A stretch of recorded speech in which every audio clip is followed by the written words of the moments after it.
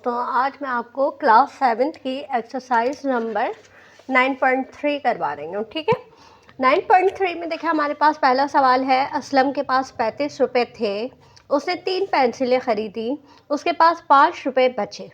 पेंसिलों की कीमत मालूम करें। अच्छा देखें, हम लिखते हैं कि एक पेंसिल, अब कीमत तो नहीं दी जा रही ना, तो हम फ़र्ज़ कर लेते हैं कि एक पेंसिल x रुपए की है, लेकिन उसने कितनी ख़रीदी पेंसिलें? 3 पेंसिलें। 3 पेंसिल कितने की हो गई? 3x हो गए, यानी 3 पेंसिलें हो गई। अच्छा, उसके पास कुल रकम कितनी है? कुल रकम उसके पास 35 रुपये है। अब हमें उसके पास बाकी कितने बचे हैं? बाकी बचे 5 रुपये। अब हम इसकी इक्वेशन बनाएंगे। कैसे इक्वेशन बनाएंगे? 3x + 5 इजिकल टू, क्योंकि 5 रुपये उसके पास बचे हैं और टोटल रकम कितनी है वो इजिकल टू के बाद आ जाएगी। अब हमने जैसे एक्सरसाइज नंबर 9.2 हल की थी, हम उसी तरीके से 9.1 हल की थी, उस तरह से हल करेंगे। ठीक है, 3x इजिकल टू हमने लिखा 35 और ये प्लस का 5 है। जब हम इसे इजिकल टू के बाद लेके जाएंगे तो ये माइनस का 5 हो जाएगा। तो 3x इजिकल टू 35 में से 5 गया, हमारे पास कितना बचा? 30 बचा। अब ये 3 भी हमें ख़त्म करना है, तो हम x इजिकल टू 30/3 और 3 से हमने 30 को काटा तो 10, तो x इजिकल टू 10 रुपये, यानी एक पेंसिल कितने की थी? 10 रुपये की थी। और 3 पेंसिलों की कीमत कितनी होगी? 10 × 3 कर दीजिएगा, तो 10 × 3 हमारे पास 30 रुपये। आप लिख दीजिएगा 3 पेंसिलों की कीमत। 3 पेंसिलों की कीमत ये हो जाएगा आपके पास। ठीक है, तो आपने एक पेंसिल की कीमत 10 को 3 से ज़रब दिया, 30 रुपये आ गया। ये 3 पेंसिलों की कीमत आ गई। अब देखिए, ये कह रहे हैं अली के पास कुछ रकम है। कुछ रकम हमने लिख दिया x है। ठीक है, उस रकम के 3 गुना रकम। 3 गुना रकम कैसे हो जाएगी? 3x हो जाएगी। मैं जमा किया 7, तो 3x + 7 जमा किए तो ये 22 रुपये बनाते हैं, इजिकल टू 22। तो हमारी इक्वेशन क्या बन गई? 3x + 7 is equal to 22। लिहाजा अली के पास कितनी रकम है? तो आप क्या करेंगे? इसको 22, 7 को इधर लेके आए, माइनस का 7 हो गया। 3x इजिकल टू 22 में से हमारे पास 7 गए, 15 बचा। अब ये 3 भी हटा देंगे हम। x इजिकल टू 15/3, 3 पंजे 15। तो x का जवाब क्या आया? 5। यानी अली के पास कितनी रकम बची? अली के पास 5 रुपये बचे। ये हो गया हमारे पास, अली के पास 5 रुपये बचे। देखिए, अब सवाल क्या है? कमरे की लंबाई उसकी चौड़ाई से 1.5 मीटर ज़्यादा है। ये एक आपके पास कमरा है। ठीक है, कमरे की लंबाई उसकी चौड़ाई से 1, अब ये हो गई चौड़ाई। अब चौड़ाई से 1.5 ज़्यादा है, तो हमने 1.5 लिख दिया। ठीक है, अगर कमरे का अहाता 63 मीटर है तो कमरे की लंबाई और चौड़ाई मालूम करें। अच्छा देखिए, अहाता मालूम करने के लिए हमें उसका फॉर्मूला लिखना पड़ेगा। अहाता इजिकल टू 2 ज़रब लंबाई ज़रब चौड़ाई, ये होता है हमारे पास लेंथ ज़रब ब्रेथ, या लंबाई ज़रब चौड़ाई। ये हमारे पास फार्मूला हो गया। अब अहाता कितना है आपके पास? 63 है। ठीक है, और यहाँ पे आपके पास 2, लेंथ कितनी है? लेंथ x + 1.5 है। ब्रेथ कितनी है? x है, यानी चौड़ाई कितनी है? x है। ये लिख लिया आपने। अब इसको हल करें आप। इन दोनों को हल किया, 2x हो गया, 2x + 1.5 हो गया, इजिकल टू 63। अब इनको ब्रैकेट को खोलेंगे तो 2 बाहर है, दोनों से ज़रब देंगे, 2 दूनी 4, और यहाँ पे 2 से 1.5 को ज़रब दिया तो हमारे पास 3 आ गया। अब आप देखिए, इस 3 को इधर ले जाएं, तो आप यहाँ 3 को लेके गए तो माइनस का 3, 4x equal to 60, x equal to 60/4, 4 से काटा 4 ही कम 4, 2 इधर दिया, 4 पंजे 20, तो x आ गया आपके पास 15। ठीक है, तो अब ये जो x आया 15, ये आपकी चौड़ाई आ गई। अब लंबाई में, लंबाई बराबर है x + 1.5। x क्या आया है आपके पास? 15 आया है। 15 में आप जमा कर लें 1.5, तो दोनों को जमा किया तो 16.5 आ गया। तो ये आपकी लंबाई हो गई। तो ये इस तरह से हमारे पास इसका जवाब आ गया। अब इसमें देखिए, हमारे पास चौथे सवाल में ये क्या कह रहे हैं कि मुसल्लस ABC का अहाता 11 सेंटीमीटर है। अज़ला AB और BC की लंबाइयों का फ़र्क 1 सेंटीमीटर है। अगर हम ए बी एक्स ले लेते हैं तो और बी सी, अब क्योंकि दोनों की लंबाइयों का फ़र्क जो है वो एक्स प्लस वो 1 है, 1 सेंटीमीटर है, तो हम बी सी एक्स प्लस 1 ले लेते हैं। और ए सी और बी सी की लंबाइयों का फ़र्क 3 सेंटीमीटर है, तो रह गया हमारे पास ए सी बी सी, तो हम ले चुके हैं। तो हमारे पास इसका जो फ़र्क आ रहा है वो आ रहा है एक्स प्लस 1 प्लस 3 आ रहा है, क्योंकि बी सी और ए सी, तो बी सी का लिखा आपने एक्स प्लस 1 और सी का लिखा आपने 3। अब हमारे पास जो इक्वेशन बनेगी वो अहाता मालूम करने की होती है। अहाता बराबर है ज़िला जमा ज़िला जमा ज़िला से, मतलब यहाँ पे ए बी बी सी और सी ए होता है, इसको जमा करते हैं, ठीक है, तीनों को। तो अब हम अहाता तो हमारे पास 11 है, ए बी हमारे पास x है, बी सी हमारे पास x प्लस 1 है और सी ए हमारे पास x प्लस 1 प्लस 3 है। अब हम जितने x है उनको हल किया तो हमारे पास 3x आ गया, इनको हल किया तो हमारे पास 3 4 5 आ गया। अब ये 5 को आप यहाँ ले जाएं तो 3x इजिकल टू 11 माइनस 5, तो 3x इजिकल टू 6 बचा, x इजिकल टू 6/3 हो गया, 3 भी ख़त्म किया, 3 दूनी 6, x आ गया हमारे पास 2। तो आपके पास ये जो ए बी आया है ये 2 सेंटीमीटर आ गया। अब हम बी सी मालूम करेंगे, बी सी हमारे पास है x प्लस 1 यानी 2 जमा 1 बराबर है 3 सेंटीमीटर। फिर इसी तरह हम ए सी मालूम करेंगे, ए सी हमारे पास x प्लस 1 प्लस 3 है, तो x की जगह आपने लिखा 2 जमा 1 जमा 3, तो 3 4 5 6, तो ये आ गया हमारे पास 6 सेंटीमीटर। तो तीनों की हमारे पास लंबाई आ गई, एक की हमारे पास 2 सेंटीमीटर, दूसरे की हमारे पास 3 सेंटीमीटर और तीसरे की हमारे पास 6 सेंटीमीटर। ये हमारा इसका जवाब हो जाएगा। अब देखें हमारे पास 5वां सवाल है, एक 32 सेंटीमीटर लंबी तार को मुरब्बई शक्ल में, मुरब्बई यानी मुरब्बा शक्ल में मोड़ा गया, मुरब्बे के हर ज़िले की लंबाई मालूम करें, ठीक है। तो अब ये जो 32 सेंटीमीटर दिया जा रहा है ये उसका अहाता दिया जा रहा है, तो उसका भी हम फार्मूला मालूम करेंगे कि हमारे पास इसका फार्मूला क्या है। अच्छा, सबसे पहले हम मुरब्बे की लंबाई कहते हैं कि हमारे पास लंबाई तो मालूम नहीं है, तो हम कर लेते हैं x, लेकिन जब x यहाँ है यहाँ है यहाँ है तो ये हो गया 4x, ठीक है। तो हम इसे करेंगे 4x इजिकल टू 32 और फिर 4x इजिकल टू 32। अब ये 4 हटा दिया हमने, यहाँ नीचे 4 आ गया, 4 8 32, तो आपके पास एक ज़िले की लंबाई क्या आ गई 8 सेंटीमीटर। ये हमारे पास एक ज़िले की लंबाई आ गई। अब आप देखें इस सवाल को समझें, एहसन और असगर के पास कुल 800 रुपये थे, ठीक है, कुल तो हो गए 800 रुपये। अच्छा, ये कह रहे हैं एहसन के पास असगर के मुकाबले में 4 गुना थे, तो असगर के पास कितने हुए, असगर के पास x रुपये हुए। हम ये कुल रकम इसको लिख लेते हैं, सही है, और यहाँ लिख लेते हैं असगर के पास। और फिर एहसन के पास कितने हैं, एहसन के पास जो है असगर के मुकाबले में 4 गुना है, तो 4x हो गया। अब ये फार्मूला हमारे पास क्या बनेगा, ये फार्मूला हमारे पास बनेगा 4x plus x is equal to 800। Formula यानी इक्वेशन, मसावात क्या बनेगी, इसकी मसावात ये बन गई। अब देखिए इन दोनों को मिला लिया तो ये हमारे पास क्या हो गया 5x हो गया इज इक्वल टू 800।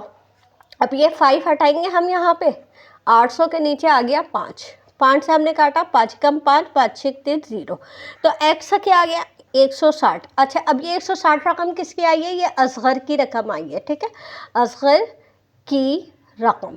अब हमें एहसन की रकम मालूम करनी है, तो एहसन की रकम जो है वो 4 गुना है ना, तो 4x यानी 4 ज़रब 160, तो 4 0 सा 0, 4 6 24, 4 हासिल 2, 4 1 4 5 6 640, तो ये हो गई हमारे पास एहसन की रकम, सही है। तो ये हमारा इसका जवाब हो गया। चलिए, ये असल में एक क्विज़ है, तो हम इसे क्विज़ के तौर पे करते हैं कि अपने दोस्त को एक अदद सोचने के लिए कहें। अच्छा, अब आप समझें कि वो दोस्त मैं हूँ और मैंने वो नंबर सोच लिया, 5 सोच लिया, ठीक है। अब वो कह रहे हैं उसमें 3 जमा करें, 2 से ज़रब दें, 6 तफरीक करें, फिर 2 से तकसीम करें, तो अदद क्या है। तो उसे वही अदद मिला जो उसने शुरू में सोचा था। तो हम करके देखते हैं। देखिए 5 में 3 जमा किया 8, 8 को 2 से ज़रब दिया, 8 दूनी 16, 16 में से 6 गए, 10 बचा, 10 को तकसीम किया 2 से तो 5 आया। देखें वही आदत आ गया हमारे पास जो हमने सोचा था शुरू में। तो इसी तरह आप भी अपने किसी दोस्त के साथ खेलिएगा और वो कोई नंबर सोचे तो फिर उससे भी यही सब करवाइएगा तो उसका जवाब भी वही आएगा। देखें 2 मुतवातिर अदाद कौन से हैं। मुतवातिर अदाद, एक अदद हम ले लेंगे x और दूसरा अदद क्योंकि मुतवातिर है यानी फ़ौरन उसके बाद है तो हम x+1 ले लेंगे। ठीक है, मजमुआ क्या है हमारे पास 43 है, तो ये आ गया हमारे पास। अब हम इसकी मसावात बनाएंगे, x+1 = 43। इसको किया हमने 2x+1 = 43। 2x = अब ये 43 लिखा आपने, ये +1 यहाँ से लेके जाएंगे तो माइनस का 1 हो जाएगा। 2x लिखा हमने, 43 में से 1 गए हमारे पास 42 बचा। x = 42/2, 2 से काटा, 2 दूनी 4 और 1 किए तो एक अदद हमारे पास आ गया 21। ठीक है, एक अदद। अब दूसरा अदद कैसे मालूम करेंगे। दूसरा अदद हमारे पास देखो है x+1। इसका मतलब क्या हुआ, x की जगह आप लिखेंगे 21 और यहाँ पे लिखेंगे +1 तो 22। तो दूसरा अदद क्या हो गया 22। तो ये हमारे पास इसका जवाब हो गया। अब देखें यहाँ पे 3 मुतवातिर मुकम्मल अदाद कौन से हैं जिनका मजमुआ 48 होगा। बिल्कुल उसी तरह से होगा। पहला अदद x, दूसरा अदद x+1 और तीसरा अदद x+2। अच्छा, मजमुआ क्या आ रहा है 48। मसावात क्या बनेगी x+1 + x+2, ये आ गया। अब सारे x को जमा कर लिया तो 1 2 3, 3x हो गया और सारे नंबर्स को जमा किया तो 3 हो गया और ये आ गया 48। 3 को इधर ले गए, 3x = 48 - 3 तो ये हो गया हमारे पास 45। 3 को ख़त्म किया हमने, 45 को 3 से काटा तो 3 × 3, 3 × 5 = 15 तो x आ गया हमारे पास 15। ये पहला अदद हो गया। दूसरा अदद है हमारे पास x+1।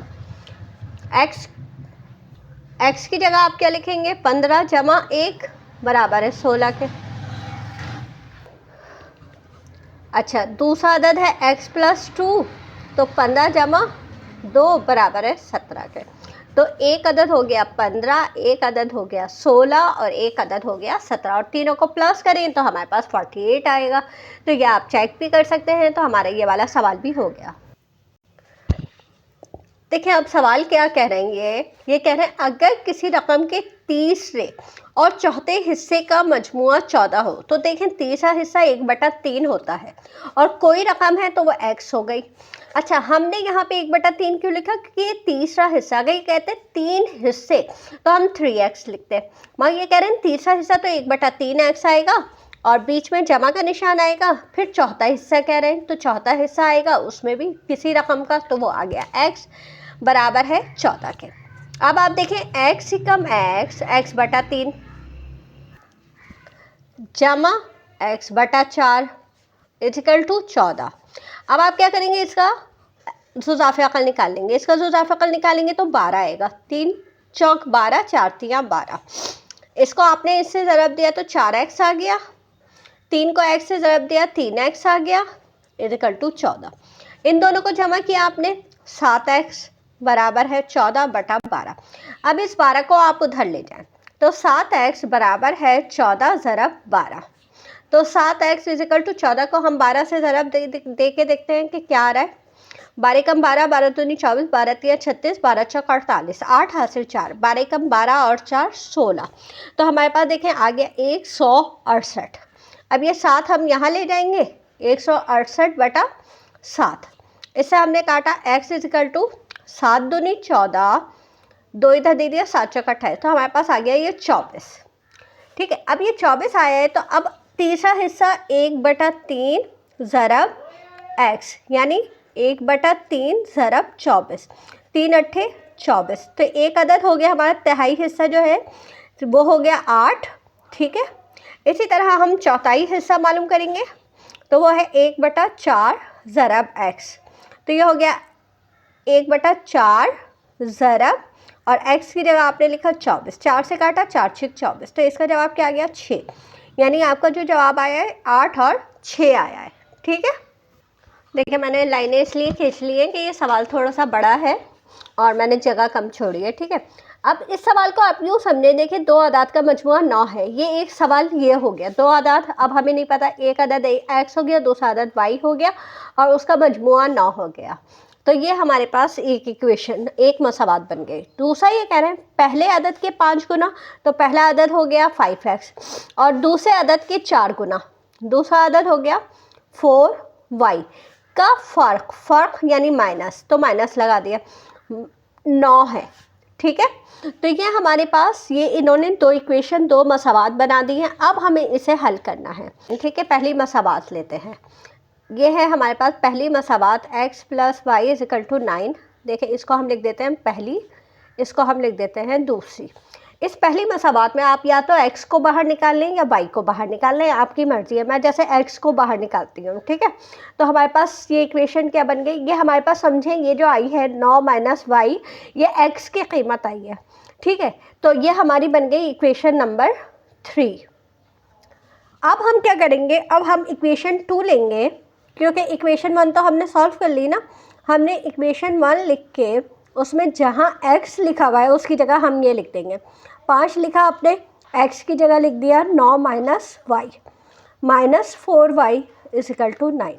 अब आप ब्रैकेट खोलें, 5 × 45 -5y -4y = 9, ये बन गया। अब 5 और 4, क्योंकि इन दोनों माइनस माइनस प्लस हो जाएंगे, तो ये बन गया आपके पास 45 - 9y = 9। अब हम क्या करेंगे, इस 45 को इधर लेके जाएंगे। देखो माइनस का 9y इधर आया = 9, 45 को इधर लेके गए, माइनस का 45 हो गया। अच्छा, माइनस का 9y, 45 में से हमारे पास 9 गए तो हमारे पास बचा 36। ठीक है, मगर माइनस का, अब ये दोनों तरफ माइनस है तो ये भी कट गया, ये भी कट गया। अब y = 36/9, 9 चौक 36। अब y का आंसर जो आ गया हमारे पास 4 आ गया। ठीक है, अब जब हमारे पास y का आंसर 4 आ गया, अब हम x का आंसर लाएंगे। तो हमारे पास यहाँ पे पहली इक्वेशन भी लिख सकते हैं आप और दूसरी इक्वेशन भी लिख सकते हैं। अब आपने लिखा x + y = 9। अब x तो x रहेगा, y की जगह आप लिख देंगे, y का आंसर क्या आया है 4, और इसको हल करें तो x = 9 - 4, तो x = 9 में से x की कीमत आ गई 5, y की कीमत आ गई 4, तो 2 अदाद का मजमूआ 9 है। तो पहली इक्वेशन आपके पास बन जाएगी, x की जगह आप लिखेंगे 5, y की जगह आप लिखेंगे 4 और = 9। ये आपकी पहली इक्वेशन का आंसर हो गया। ठीक है, अच्छा अब दूसरी इक्वेशन में 5x - 4y = 9, तो 5x की जगह आप लिख लेंगे यहाँ पे 5 और 4y की जगह आप लिख लेंगे, आपके पास y का आंसर क्या आया है 4 आया है = 9। तो 5 × 5 = 25, ये आप चेक कर रहे हैं, ये जो मैं करवा रही हूँ ये आपका आंसर तो यहाँ तक मुकम्मल हो गया। -4 चौक 16 और 9, 25 में से 16 गए 9। देखिए ये आपका ये, तो असल में जवाब आपका क्या आया, x की आंसर 5 आया है और y का आंसर क्या आया है 4 आया है। हमेशा x का पहले लिखते हैं, y का बाद में लिखते हैं, तो ये आपका आंसर यहाँ पे मुकम्मल हो गया, तो वो सही है। अब आप देखें यहाँ पे जो आपके पास आ रहा है 4 मुतवातिर ताक़दात का मजमुआ 120 है, तो आदाद मालूम करें। ठीक है, अब देखें एक अदद आपके पास ताक़दत ये है, पहला अदद। अच्छा, अब अगर हम दूसरा अदद यहाँ पे लेते हैं तो हम यहाँ पे x + 1 नहीं लेंगे, हम x + 2 लेंगे। क्यों लेंगे, देखें x 1 है यहाँ पे, अगर ये 1 है, 1 में अगर हम 1 ही जमा करते तो 2 जुफ्त आ जाता ना, और हमें क्या चाहिए ताक़दत चाहिए, तो हम यहाँ पे 2 लेंगे, क्योंकि 2 में 1 जमा किया तो 3 ताक़दत होगा। इसी तरह हम तीसरा अदद लेंगे जो कि होगा x जमा 4 होगा, ताकि 4 और 1 5 हो जाए, और चौथा अदद हम क्या लेंगे, चौथा अदद हम लेंगे x जमा 6। अब हमारी इक्वेशन बनेगी x जमा 2, x जमा 4 x जमा 6 और टोटल मजमुआ कितना है 120। अब हम क्या करेंगे, इन सबको जमा कर लेते हैं। 1 2 3 4, 4x जमा 4 2 6 और 6 12, 120।